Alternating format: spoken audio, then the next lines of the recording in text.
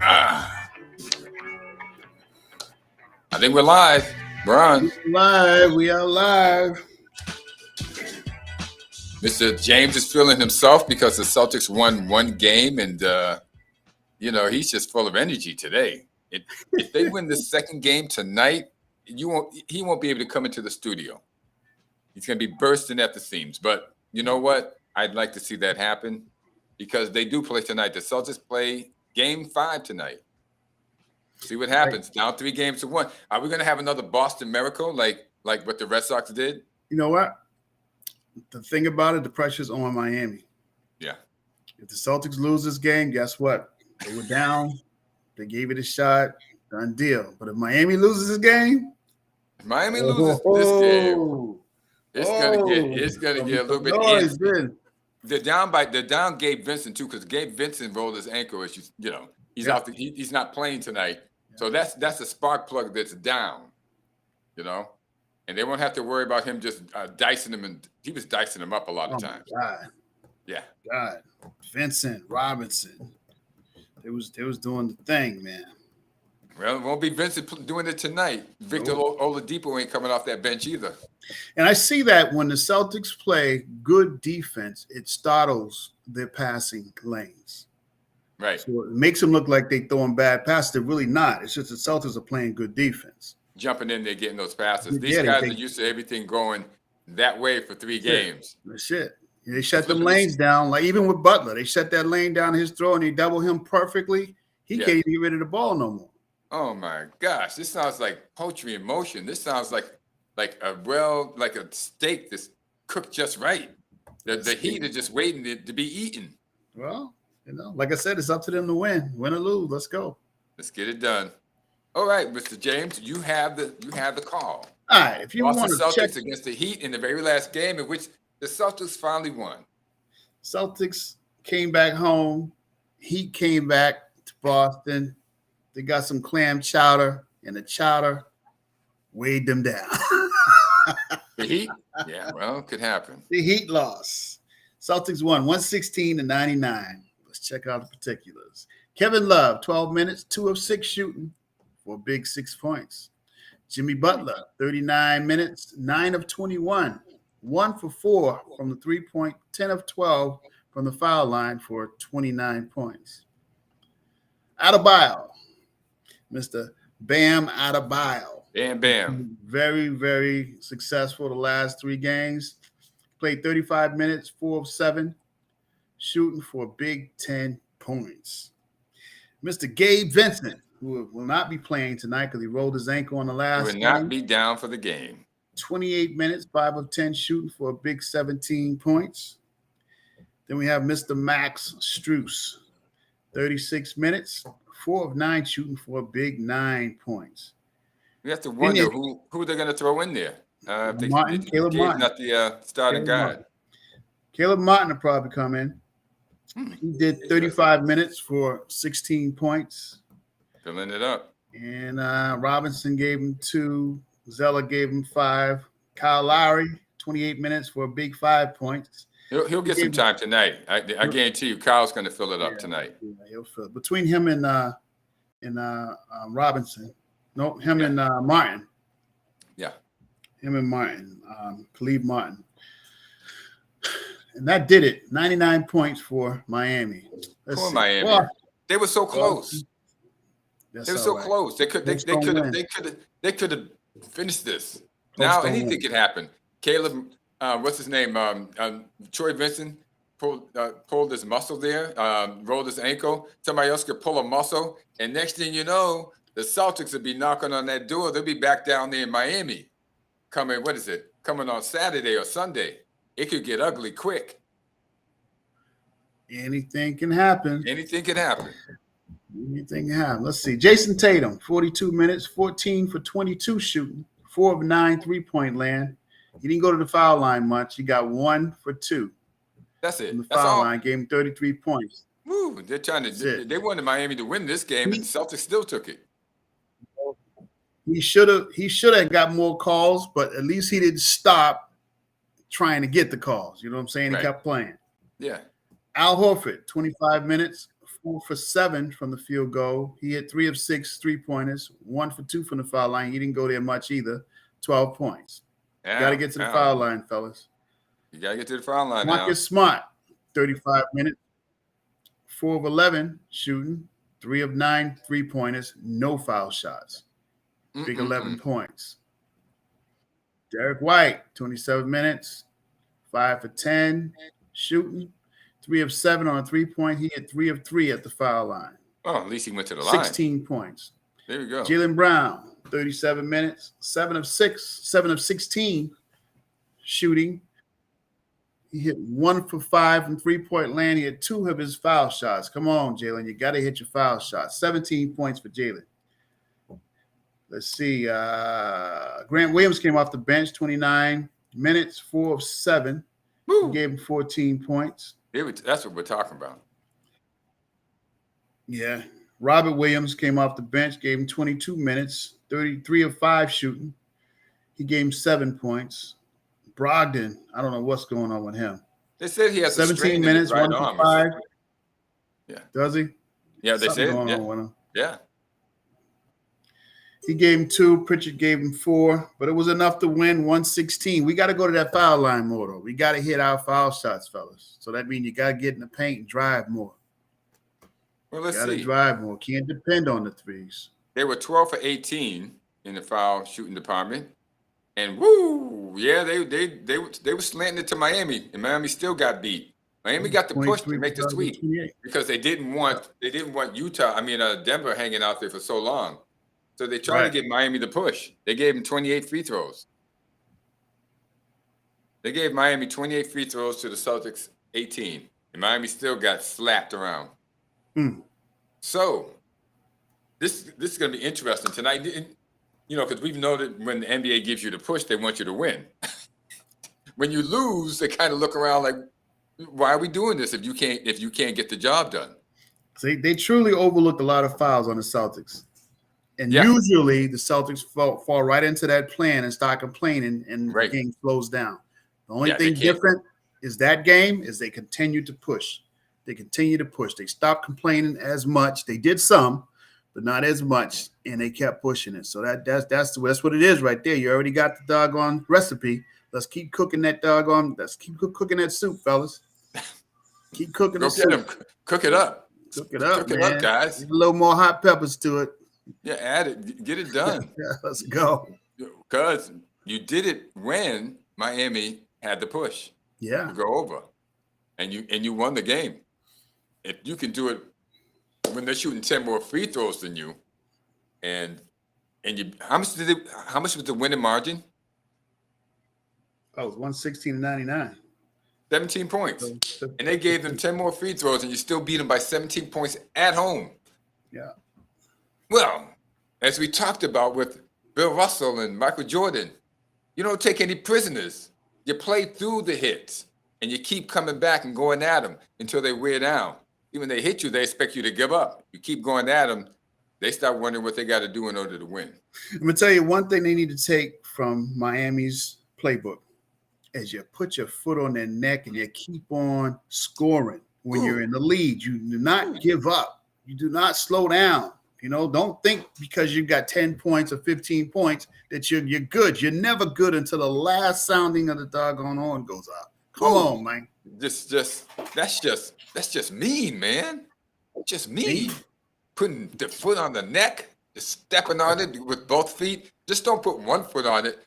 Hold yourself onto something and put the other foot on it too. You get 2 feet on the neck. That's just mean. Well, what can we say? It's playoff basketball, everybody, ladies and gentlemen, sports fans everywhere. So this is what we're looking at. I want to go over some of the stats. Now, me and Mr. James already went over this. The Celtics, where are they lacking? We have stats here for the regular season and for the playoffs. And everybody has gone down precipitously for the Celtics as far as from the regular season stats to the playoff season stats. I'll give you an example. Jaylen Brown, points per game, has gone from 26.6 to 22.8. Almost 4. Field goal percentage. Actually, he's shooting higher. shooting high in 3 points, but his rebounds have gone down 6.9, which is actually 7, to 5.4, and his assists have gone down. Jason Tatum has gone from 30 points a game to 28 points a game, so he's down 2 points. Field goal percentage is the same, 46%. 3-point is still 35%. Rebounds per game has gone up. He's gone up in playoffs. So he is stepping up his game. Jason Tatum is stepping up his game and trying to make things happen. And his assists have gone up.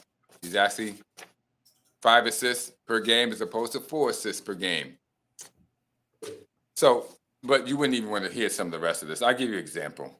Al Horford, 9 points a game in the playoffs, 6 points a game. Field goal percentage, 47 per game, down to 38 per game. We can just stop right there because the rest of the Celtics are much like Al Horford. They've gone a drastic drop from the regular season to the playoffs, and this is affecting the team. But we do see something. What is it that we notice when Tatum plays? When he plays, everybody else gets in the groove. It's like you're making that trailblazing. That's right. When Tatum actually lifts his game up and takes over, the rest of the team lifts their game up. So Tatum has to take his cue. This is it. You're it, buddy. One thing we still have to recognize is the playoffs is different from the regular season. Yes. Regular season, you got 70 plus games going to regular season. So it's like you always got another game. Look at the Lakers. That started with terrible. The Warriors started terrible, still made it to the playoffs. Mm-hmm. So during the regular season, you got a lot of room for error. So a lot of room for error gives the team that's playing well that night a chance to score high percentages. But when you get to the playoffs, you got 7 games. Now, if you don't get it done in 4, you're out the door. Just ask the 76ers. Just ask the Atlanta Hawks. Just ask the Los Angeles Fakers. Go down to the golf course and talk to Curry. Yeah. And Rob Pelinka, the Lakers GM, did a heck of a job. Let's not forget that. They shouldn't even have made the playoffs. Nope. If he didn't go out there and wheel and deal, change the whole complexion of the team. Anthony Davis was out hurt. They finally got him back. LeBron was out hurt. They finally got him back. And then Austin Reeves just came out of nowhere. Then you have Lonnie Walker saving them in games. You have Rui Hachimura saving them in games. You have Troy Brown saving them in games. These guys were not on this team at the beginning of the season.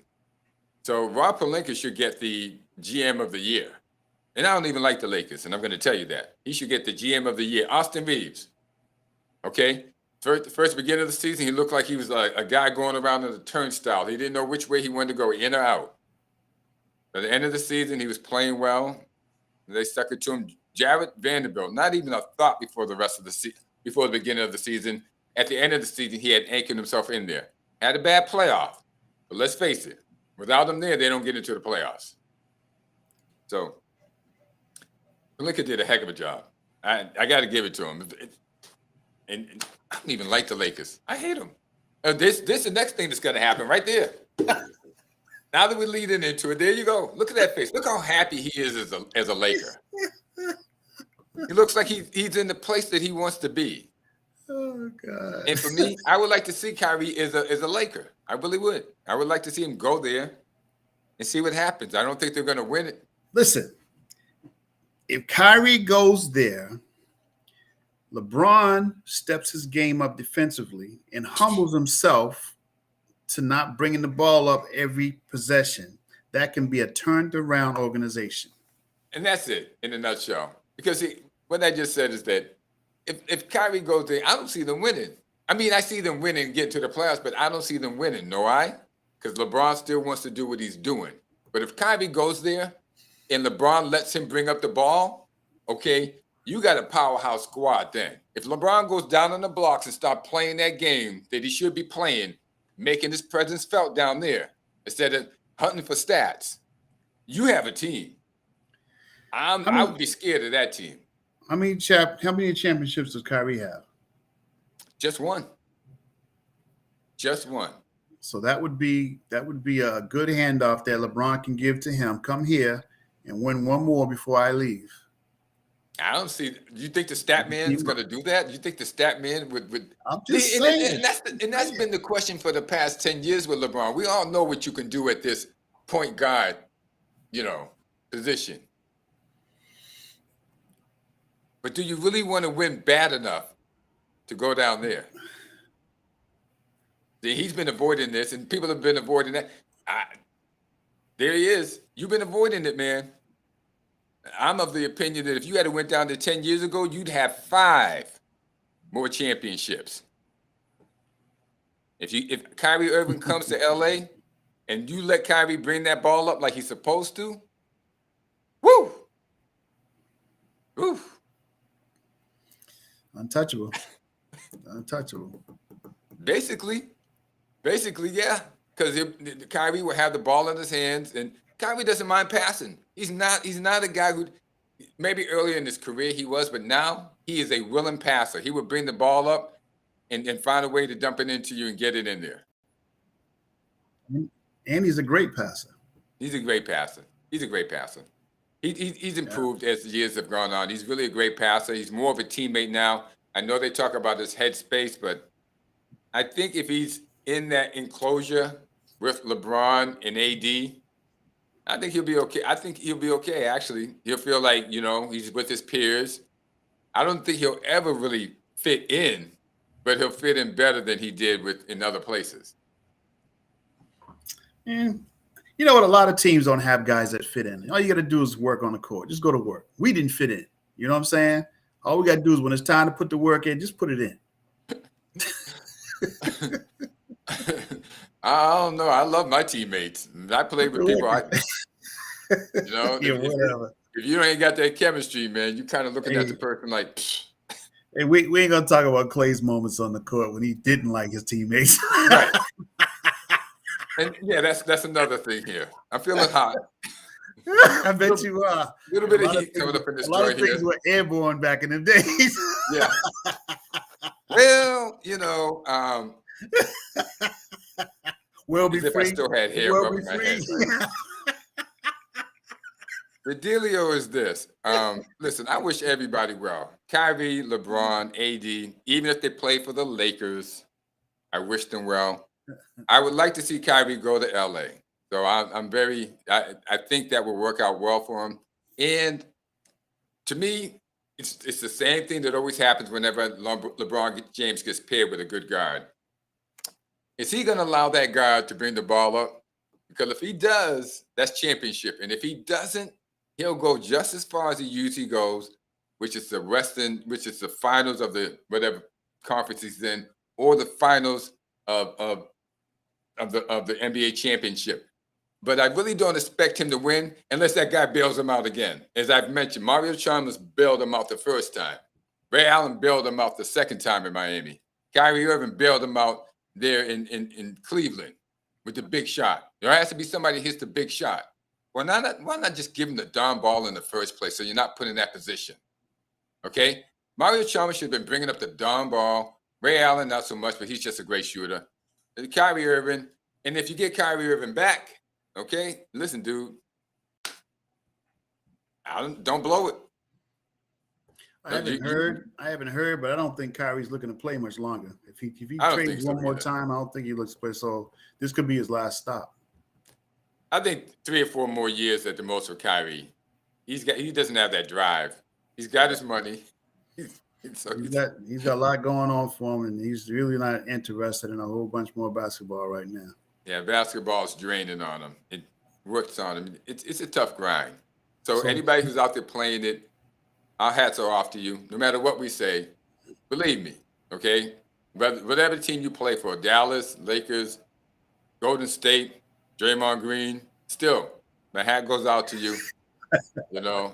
Really, guys, you know what? That's like the emotional part of like, okay, I wish you were on my team or something like that. But other than that, listen, it's really what you're doing is at that level. And we recognize it, no matter what we say. We want you to know that. All right, Mr. James, you got anything else that we're going with here? That's it, Buddy Rowe. What's your predictions for tonight?